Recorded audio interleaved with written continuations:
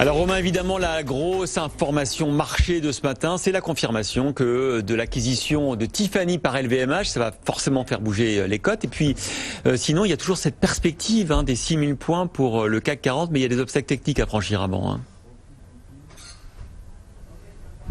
Oui, exactement. Pour ce qui est d'LVMH, c'est une opération très cohérente. Caroline Vergnol l'expliquait très bien à l'instant.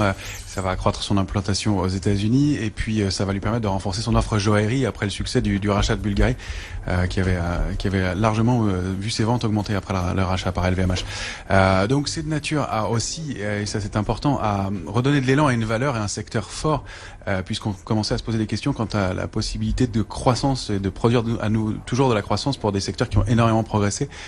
Pour mémoire, le parcours boursier d'LVMH est excellent depuis plusieurs mois et notamment avec 55%, plus de 55% de progression depuis le début de l'année.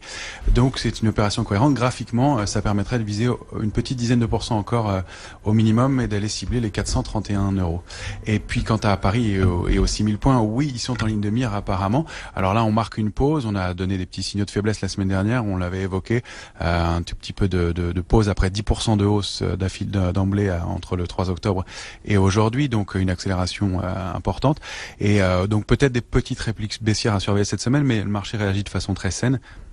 On le voit avec la réaction de l'or notamment qui baisse encore un petit peu ce matin, donc pas de stress du côté des opérateurs et puis des marchés qui sont pour l'instant en préouverture en légère hausse, notamment à la faveur de détente entre Chinois et Américains.